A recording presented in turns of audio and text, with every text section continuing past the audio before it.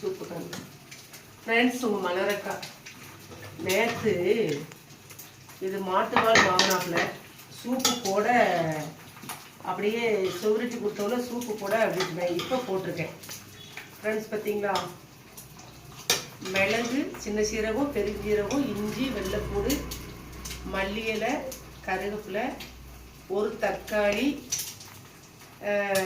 சின்ன வெங்காயம் இவ்வளோத்தையும் ஒரு மிக்சியில் ஒரு திருக்கி போட்டாச்சு. இதை நம்ம முழுசாக போட்டுன்னு வைங்க, சாறு ரொம்ப இறங்காது. நல்ல ஒரு 10-15 விசில். அந்த காலெல்லாம் அடுப்பில் போடுவோம். இப்போ எங்கே அடுப்பு துடுப்புக்கெலாம் எங்கே போவேன்? அடுப்பு துடுப்புக்கெலாம் இது வந்து இப்படிலாம் போட வேண்டியிருக்கு ஃப்ரெண்ட்ஸ். ஒரு நம்ம முந்திலாம் பார்த்தீங்கன்னா சமையல் பண்ணும்போது உட்காந்து எந்திப்போம்.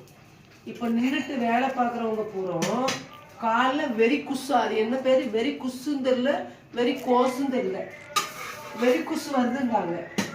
ஏன்னா நம்ம பெண்கள் வந்து நிறைய நேரம் நின்றுக்கிட்டே கிச்சனில் வேலை பார்ப்போம். சமையல் பண்ணுறது நின்றுக்கிட்டு, பாத்திரம் விளக்குறது நின்றுக்கிட்டு, சில வீட்டில் பாருங்க பாத்ரூம் வந்து உட்கார்ந்து இருக்கிற மாதிரி இருக்காங்க. நல்லா கீழே உட்கார்ந்து இருக்கிற மாதிரி வச்சாதான் வந்து நல்லது. அந்த காலத்துலலாம் அந்த காலம் காய் வெட்டும் போது கீழே உட்காருவோம், பாத்திரம் விளக்கும் போது கீழே உட்காந்து விளக்குவோம். இப்போ எல்லாம் நின்றுக்கிட்டே கடை கத்தியை வச்சு டைனிங் டேபிள் நிலப்பிடிச்சு வெட்டுறோம்.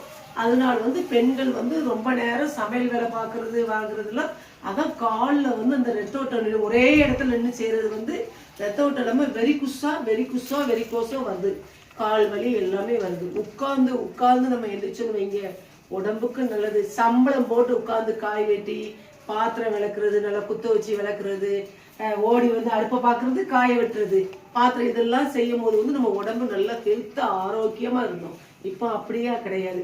நின்றுக்கிட்டே எல்லாம் வெறி கோசு இதெல்லாம் வந்துகிட்டு இருக்கு ஃப்ரெண்ட்ஸ். நீங்க வந்து நம்மளுடைய இதெல்லாம் மாத்தி உட்கார்ந்து எந்திரிச்சு எங்கேயோ போய் ஜிம்முக்கு போறது, எங்கேயோ நடப்பயிற்சி செய்யறதை விட வீட்லயே நம்மளுக்கு தூக்க, தொளிக்க, துடைக்க எல்லாமே இப்பெல்லாம் கம்பு வச்சு துடைக்க. அப்பா அப்படியா? அது கிடையாது.